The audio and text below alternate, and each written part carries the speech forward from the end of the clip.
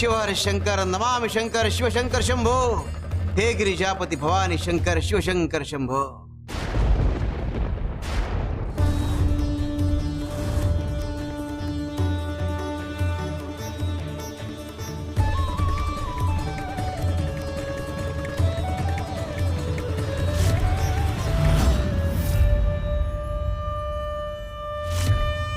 स्वामी, अहो इतके काजवे आलेत, हे नक्की कशाचे संकेत आहे? स्वामी, अचानक एवढे काजवे कुठून आले?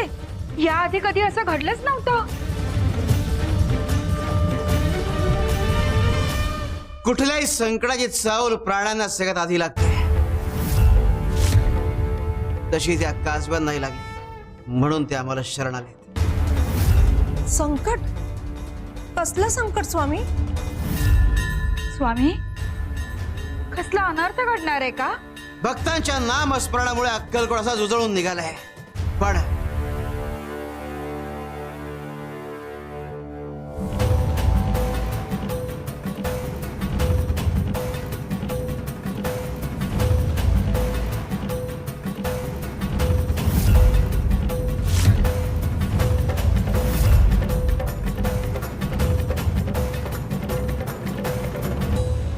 स्वामी, नक्की काय घडणार आहे?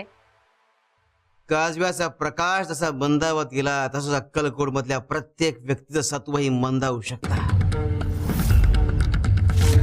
प्रत्येक माणूस विकारांच्या आहारी जाऊ शकतो असं संकट येऊन ठेवलंय.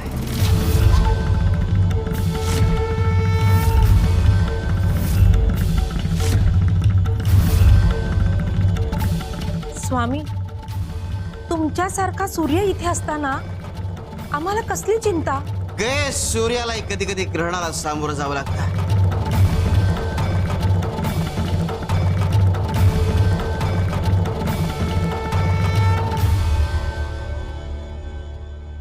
आता इथल्या प्रत्येक गावकऱ्याची खरी कसोटी लागणार आहे.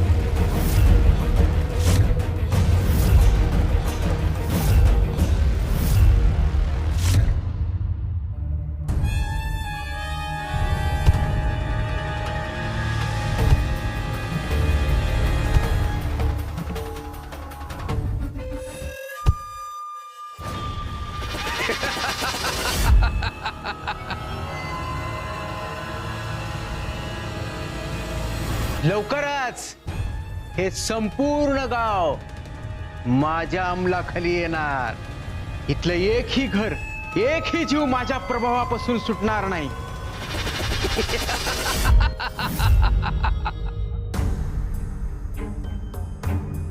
स्वामींनी सगळ्यांना तेल बना तेल बना असं का सांगायला सांगितलं असेल? नेमका काही अर्थच कळत नाहीये.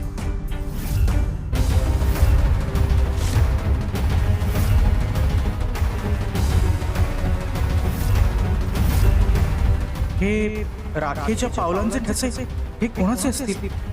याचा अर्थ गावात कोणाचा अशुभ प्रवेश तर झाला नसेल. या पाऊल खुणा म्हणजे नक्की काहीतरी भयंकर असणार. श्री स्वामी समर्थ.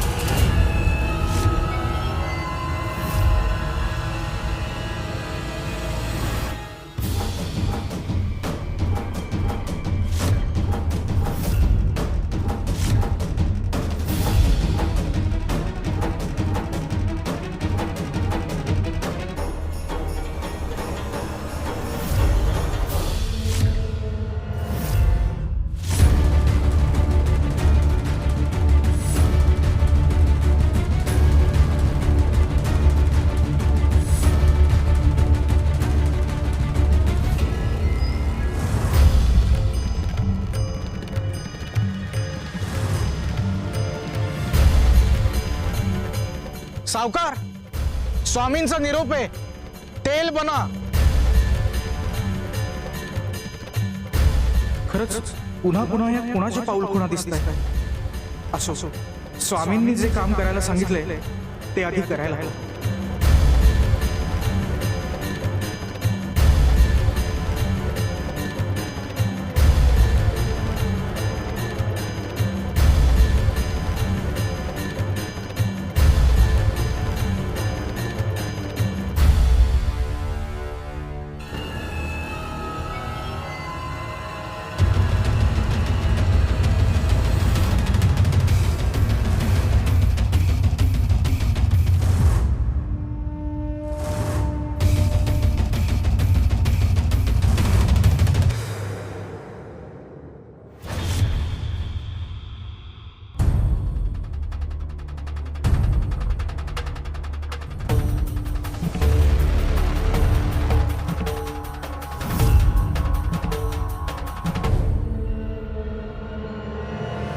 स्वामी, अहो दिवा का फडफडतोय?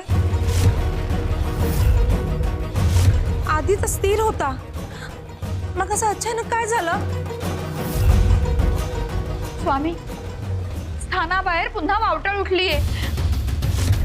मन अगदी अस्थिर झालंय हो. काही सुचत नाहीये.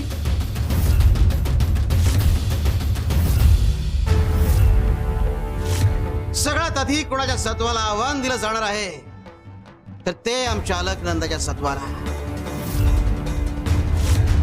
अलकनंदा तिच्या सत्वाला? स्वामी, तिच्या बाबतीत काही अघटित घडणार आहे का? तिला ठाऊकच नाहीये की तिच्या आयुष्यात पुढे काय घडणार आहे. ती बिचारी तर या भविष्यातले स्वप्न रंगवण्यात रमलेली आहे. म्हणजे स्वामी, अलकनंदावर मोठं संकट येणार आहे? शिव शंकर शंभो.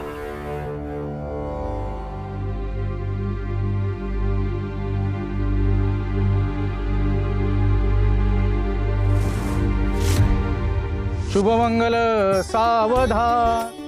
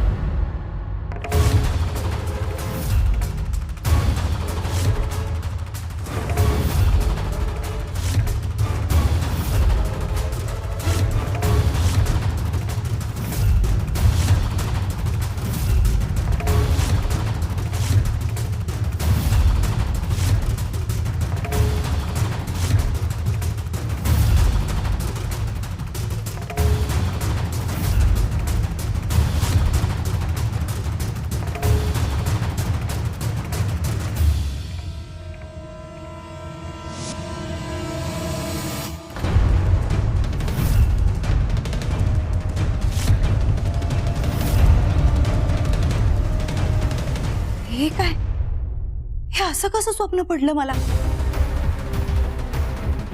माझ्या आणि विनायकच्या हातातले हात काळवंडले होते. बापरे, एवढं भयंकर स्वप्न? हे कसले संकेत आहेत? माझं आणि विनायकचं लग्न खरंच नाही होणार का? की माझ्या आयुष्याला कोणाची दृष्ट लागली?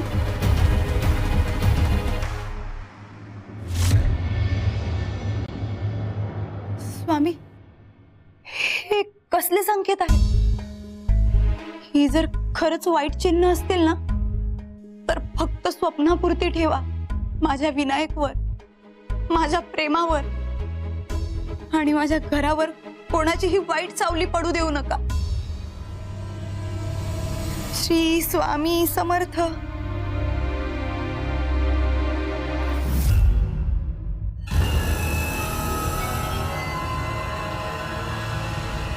हेच ना ते घर जिथं राहते सर्वात सत्वशील आणि स्वामींची निस्सीम भक्त अलकनंदा. मी सर्वात अगोदर हिलाच माझ्या अंमलाखाली आणणार.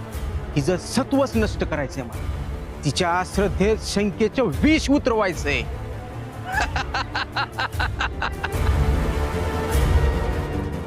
आजपासून हिचं आयुष्य माझ्या प्रभावाखाली येणार. हा नुसता दगड नाही, माझा प्रभाव आहे. जिथं पडेल तिथं बुद्धीवर काळ सावट चढेल.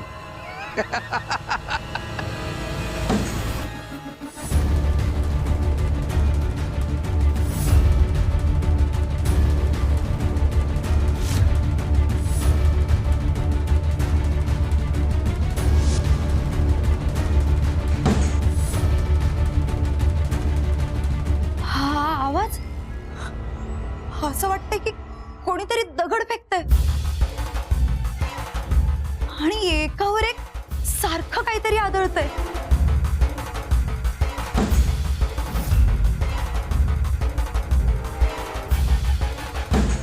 कोण असेल आणि हे असं का घडत असेल?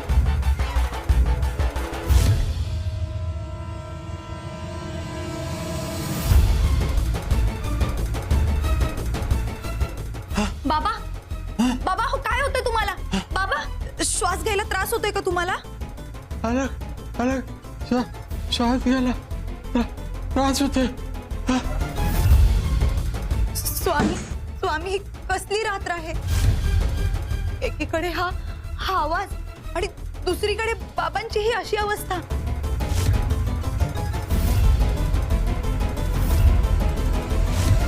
नाही नाही, मला हे असं घाबरून चालणार नाही. बाबा, तुम्ही काळजी करू नका. आता मी आहे.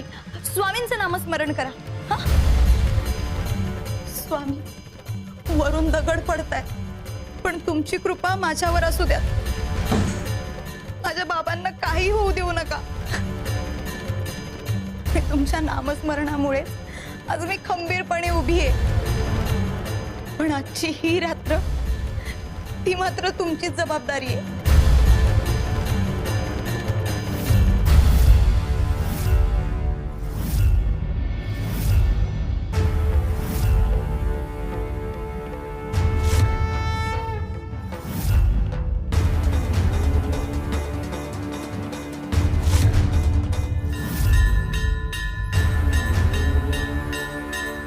संकट काळात आम्ही आळूचा धरूस, पण दिवा तोवर तग धरेल जोवर त्यात तेल आहे. अलगनंदा, जोवर तुझ्या मनात गुरुवरचा विश्वास ठाम आहे, तर सत्व जागृत आहे, तोपर्यंत तुझ्या विश्वासाला तडा जाऊ देणार नाही.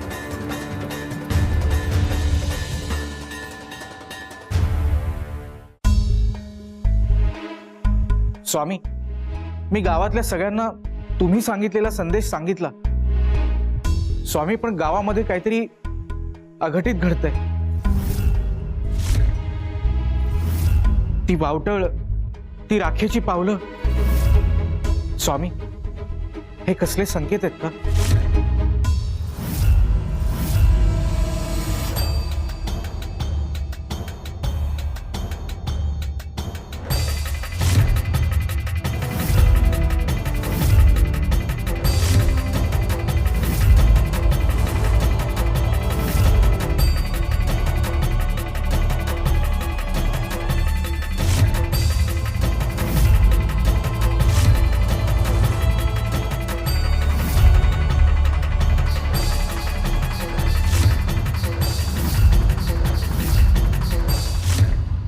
स्वामी, हे खांब. स्वामी, नेमकं हे काय आहे? हे 4 खांब म्हणजे 4 युगाचं प्रतीक आहे. हे सतयुग, हे त्रेतायुग, द्वापर युग आणि कलियुग.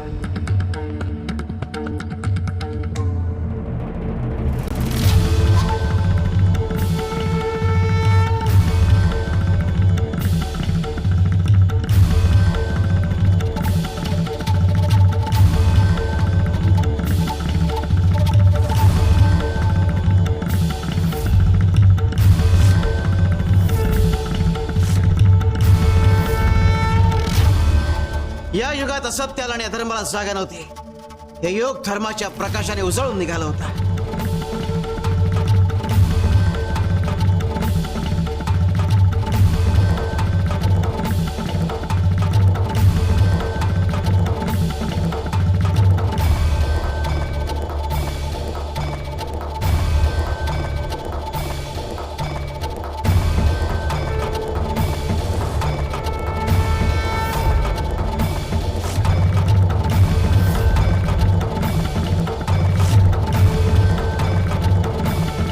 स्वामी, याच्यावर अर्धाच प्रकाश. हे त्रेतायुग. इथे धर्माचा प्रकाश हळूहळू लोप पावायला सुरुवात झाली.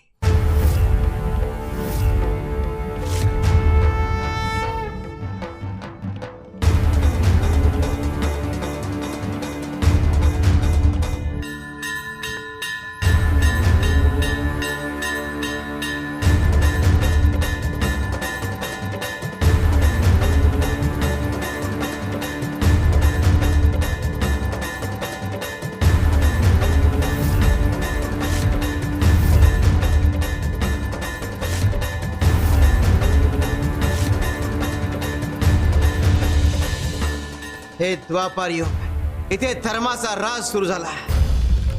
कृष्ण अवतारामुळे जो धर्म टिकला तो टिकला.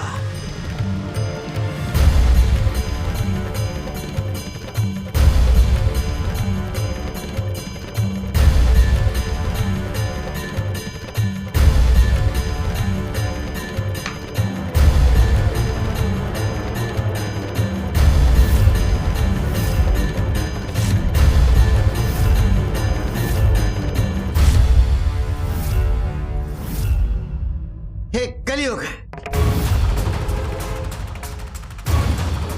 कलीचं युग. इथे अधर्माचं राज्य असणारे ठरलेलं आहे. कली ब्रह्मांडात वास करतो. कली जिथे जिथे जातो तिथे तिथे स्वतः प्रभाव टाकतो. म्हणजे स्वामी, आता अक्कलकोटमध्ये दिसतायत ते कली आता अक्कलकोटात शिरलाय आणि तो इथल्या प्रत्येकाच्या घरात, प्रत्येकाच्या आयुष्यात आणि प्रत्येकाच्या मनात शिरण्याचा प्रयत्न करणार आहे.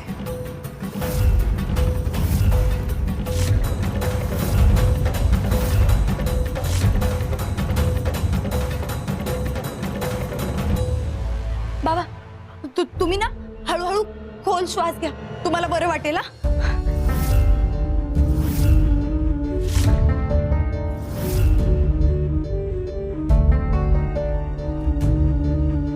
बाबा, हे घ्या चाटण. वैद्यभुवांनी दिलंय बरं का, तुम्हाला बरं वाटेल.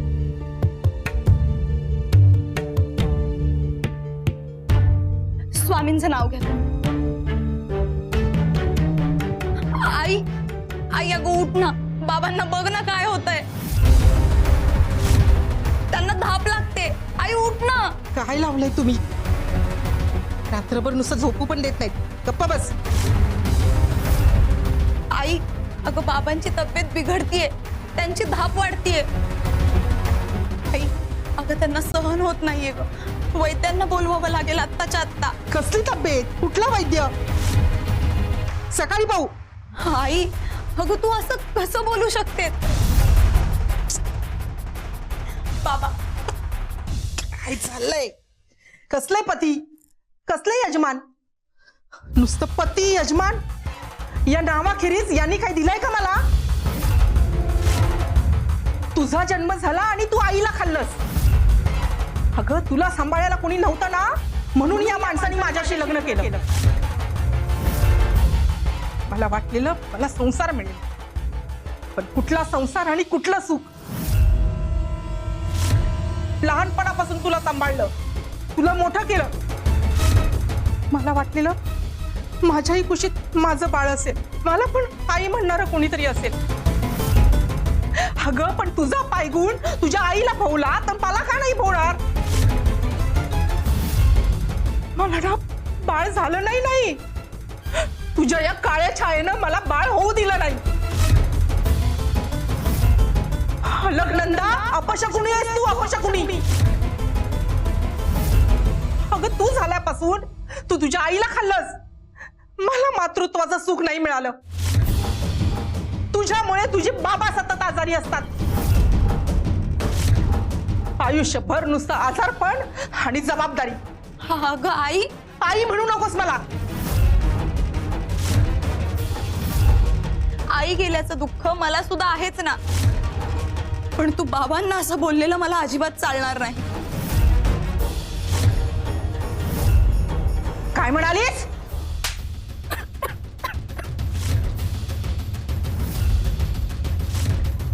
तू मला हवं तेवढं मार, हवा तेवढा राग कर, पण आता आपण वैद्यांकडे जाऊया. बाबांची तब्येत खूप बिघडतीये ग. हे बघ, मी कुठेच जाणार नाही. तुला जायचं नाही तर तू जा. अगं आई, पण एवढ्या रात्री मी एकटी कशी जाऊ?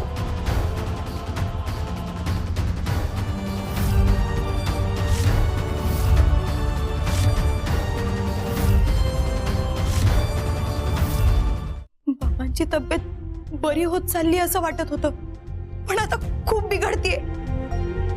आणि आता जर वैद्यांना नाही बोलवलं तर काय होईल कोण जाणे. बाबा, तुम्ही काळजी करू नका. स्वामींचं नामस्मरण करा. मी वैद्यांना बोलवून आणते. स्वामी, बाबांचं रक्षण करा आणि मला सुरक्षित घरी आणा.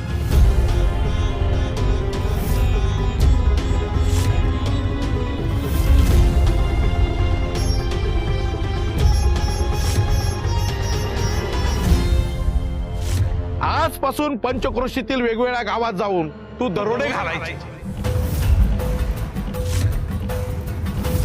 हे आजपासून तुझं काम. काय करू? हे काम स्वीकारू की नको? एका बाजूला अलकनंदा, तिच्या बाबांचे उपचार, तिच्या आईचा छळ, आणि दुसऱ्या बाजूला हे काम. सरळ म्हणायचं तर दरोडा. सरदार असून हे असं काम सांगतोय, हे चुकीचं आहे. ही परिस्थितीच मला तिकडे ढकलते. विनायक, रात्र सरत आली, तुझ्या हातून पहिला दरोडा अजून पडलेला नाही. असं जर राहिलं तर तुझ्या डोक्यावरनं सरदारांचा मर्जीचा हात गेला समज. आज रात्री काम झालंच पाहिजे. आम्ही सांगायचं काम केलं, बाकी तू बघ. चल रे. हे सगळं मलाच का? मी चुकीच्या वाटेवर जातोय की माझं आयुष्य मला या वाटेवर ओढून देतंय?